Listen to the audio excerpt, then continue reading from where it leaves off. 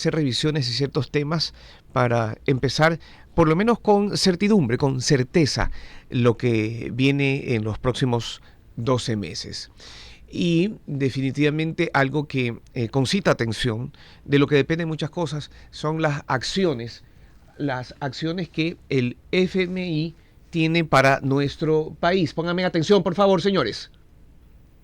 Ya, este, eh, porque de esas decisiones dependen muchas cosas en nuestra economía en general. Y para eso hemos tenido aquí al exministro de Finanzas, Fausto Ortiz de la Carrera, para que nos cuente cómo ve él, qué percepción tiene acerca de estas medidas que ha presentado el Fondo Monetario Internacional. Ministro, muy buenos días, gracias por estar con nosotros. Primero queremos saber si de lo que usted ha leído hay algo de impacto que pueda ser traumatizante para la economía popular. Muy buenos días, adelante, por favor. Buenos días, Luis Antonio. Gracias por la entrevista. Saludos cordiales a usted, a la que escucha WQ Radio. El gobierno ha firmado con el Fondo Monetario Internacional en este año un acuerdo para buscar financiamiento que totaliza unos 4.000 millones de dólares.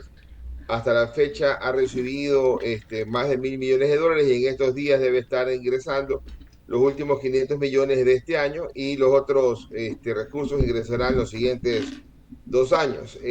Lo que se ha comprometido el gobierno es a tratar de mejorar la recaudación tributaria, a tratar de achicar el tamaño del déficit fiscal, a buscar algunas medidas compensatorias para los más desprotegidos.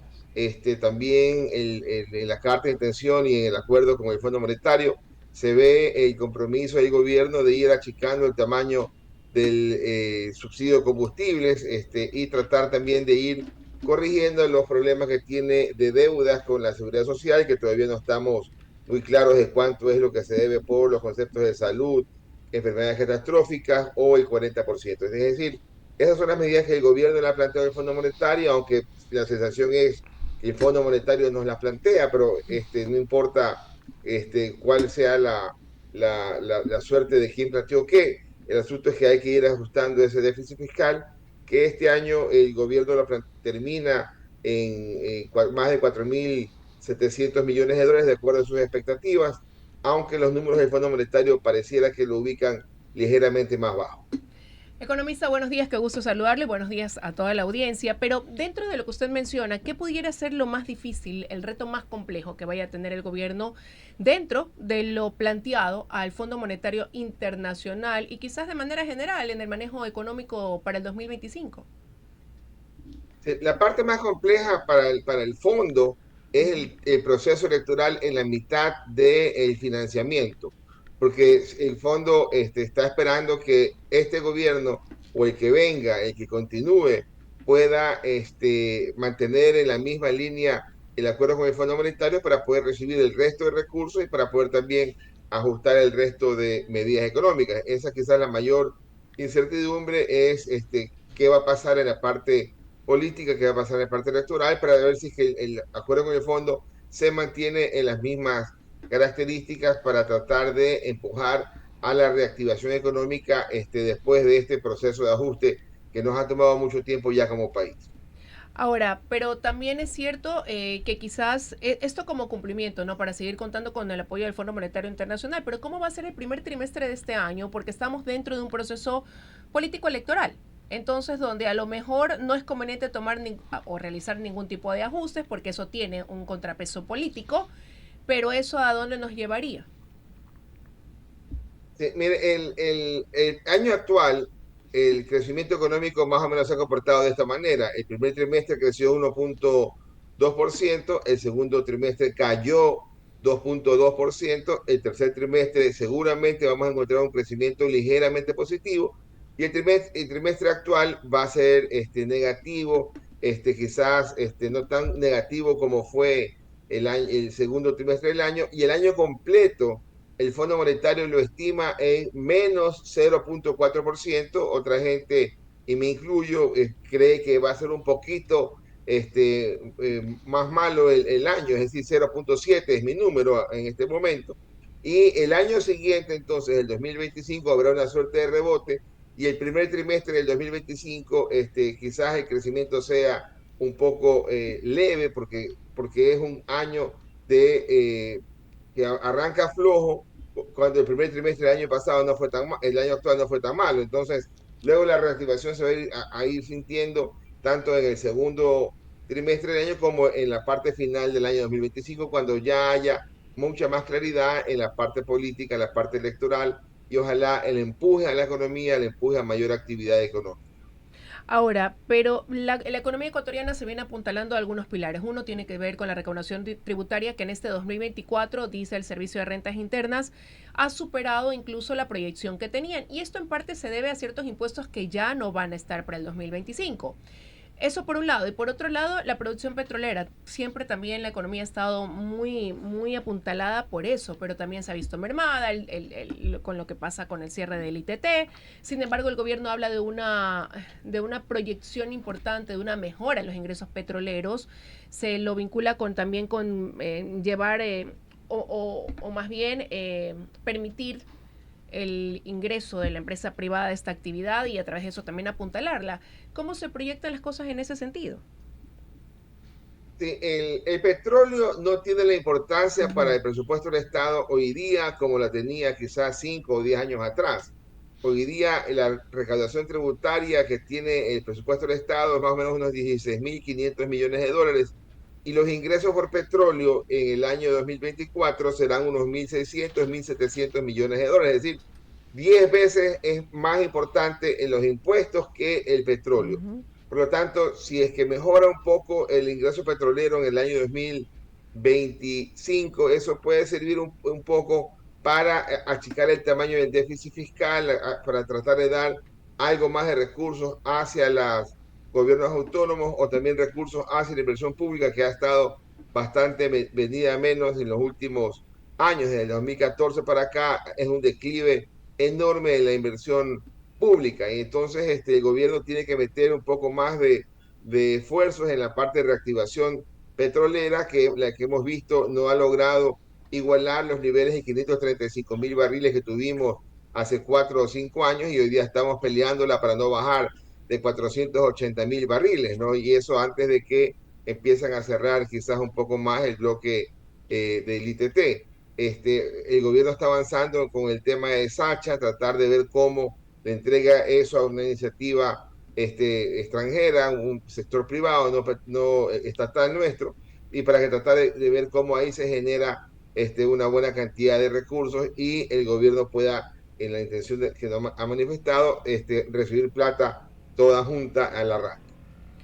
Economista, se escucha que se pudiera estar analizando nuevamente este pago anticipado del impuesto a la renta, algo que ha ido y venido, porque unos han considerado si es beneficioso, otros han considerado que es perjudicial para las empresas, pero comienza a cobrar fuerza.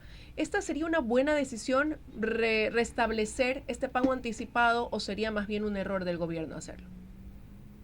Yo creo que esta parte, la autorretención y los incrementos en las retenciones que ha existido, el gobierno no la puede soltar. Es decir, si ya empezaste, tienes que continuar en esta misma dinámica, porque si no tienes un bajón importante en la recaudación. Lo que quizás pueda detenerse son las contribuciones especiales que le pidió a la banca, que el año actual le representó 300 millones de la banca para el Estado, las contribuciones especiales de las empresas por el tema de seguridad, que este año representó algo así como unos 250 millones de dólares. No, quizás no tengamos la remisión tributaria para el año siguiente como la tuvimos este año, que fueron unos 600 millones de dólares. Y el año 2025 tendremos un año completo, entero, ya de una recaudación de IVA con el 15% y no el 12% como fue hasta abril del año actual. Entonces, eso va a ir de alguna forma compensando y pensar en repetir los 16.400 millones de dólares que recibirá Finanzas por el tema de impuestos o los mismos 19.000 millones, casi 20.000 millones que puede recibir el SRI, entonces yo creo que es bastante probable. Quizás no crezca lo que uno quisiera, pero al menos puede mantenerse y eso será positivo para tratar de pasar una señal de estabilidad al sector empresarial que necesita darle dinámica a la economía. Y ese dinamismo de la economía tan necesario pudiera permitir que el próximo año la economía crezca, que supere esa proyección que tuvo este año. Lo comentábamos más temprano, el Banco Central comenzó con una proyección, terminó en otra y el Fondo Monetario igual. Sí, el año entonces, el 2024, lo más probable es que termine en negativo, digamos, para redondear un número medio punto del PIB, es decir, que repita el mismo número negativo del primer trimestre, del primer semestre de este año. Y el año 2025, lo que vamos a tener es un rebote, ¿no? Después de una caída, normalmente la economía siempre rebota. Entonces, todo el mundo está viendo un rebote en el 2025 del orden de 1.5, 1.6%. Lo ideal sería que ese rebote venga acompañado de crecimiento, de un crecimiento adicional, y ojalá podamos hablar de un crecimiento del 2, 2,5, pero que es bajo, Ujú. pero para que aquello ocurra necesita meterle un poco de cosas a la economía, ¿no? Que el crédito se reactive, que las empresas puedan exportar más, que las empresas puedan producir más, que se pueda conseguir empleo, que venga inversión extranjera, que se aumenten inversiones locales, es decir, hay una serie de elementos que acá deben irse juntando en el 2025 y el año se nos acorta por el proceso electoral, ¿no?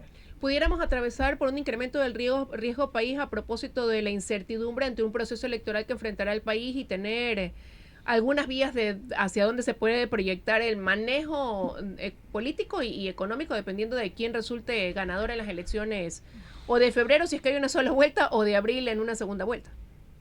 Sí, el riesgo país ahora está como unos mil Uh ciento -huh. cincuenta puntos, bajó un poco por la operación de recompra de esos bonos ambientales, por el tema de la Amazonía nuestra. Este, pero ese riesgo país seguramente en el proceso electoral, empezando en enero 5 hasta el 9 de febrero, después hasta el mes de abril, seguramente eso va a subir. Lo más probable es que volvamos a ver un riesgo país de 1.400 puntos, 1.700 puntos, que eso va a marcar la incertidumbre propia de un proceso electoral, y se podrá ir ajustando conforme la expectativa vaya cambiando hacia arriba o hacia abajo. Entonces, el primer cuatrimestre del año va a ser de inestabilidad. Uh El año -huh. pasado, cuando había el proceso de la muerte cruzada y el proceso electoral, el riesgo país llegó a 1.900 puntos y la economía en ese periodo de tiempo no creció. Entonces, el primer semestre de este año que viene, ojalá pueda ser diferente y ojalá la economía pueda irse reactivando en la medida que sea mucho más claro el camino electoral que tengamos al frente. No quiero dejar de preguntarle por algo que dijo ayer el presidente y en relación también a lo que dijo el ministro de Finanzas y basándonos en la historia económica del país. No habrá una reforma seguramente a inicios del 2025 por el mismo hecho de estar dentro de un momento político importante, político electoral importante, quizás para el segundo semestre del año, pero se anticipa el estar elaborando o tratar de delinear una reforma que sea a largo plazo y que transparente aún más esa recaudación tributaria por un lado, pero el presidente decía tampoco queremos hablar de más impuestos. ¿Es esto realmente viable o es un sueño que se puede desplomar por lo difícil de ejecutar? Sí, en el acuerdo con el Fondo Monetario, de las cosas que están pendientes es el trabajar en lo que se llama el gasto tributario. ¿Qué cosa es el gasto tributario? Aquellos beneficios que se le da al sector empresarial y que para que no pague ciertos impuestos. ¿O qué cosa también es gasto tributario? Aquella plata que se le devuelve, por ejemplo, desde la tercera edad, para si pagó impuesto del valor agregado, impuesto en general, y se le devuelve. ¿O qué cosa también es el gasto tributario? Aquello que no se cobra para alimentos y bebidas y para medicinas. Y entonces, eso es el gasto tributario que quizás está bordeando los 5.000 millones de dólares. Y ahí hay un mensaje del Fondo Monetario y el gobierno, es que ahí hay que trabajarlo. No quiere decir que va a quitarle el beneficio tributario a Uh -huh. alimentación y salud, pero sí quizás va a racionalizar algunos beneficios que hoy día se pasan a la economía y que no se obtienen réditos de vuelta. Pero eso es un tema sensible que tiene que ser enviado bien analizado a la Asamblea, seguramente después del proceso electoral, seguramente también por el próximo presidente de la República.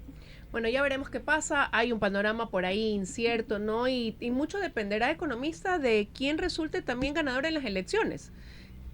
Hay candidatos hoy, 16 candidatos, algunos con coincidencias dentro del manejo económico, hacia dónde proyectar el manejo económico del país. Hay otros que distan mucho de quizás ciertas propuestas, de eso también dependerá, ¿no? Y de eso también dependerá quizás el apoyo de los multilaterales, el ingreso del capital privado al país, de poder dinamizar esa inversión privada.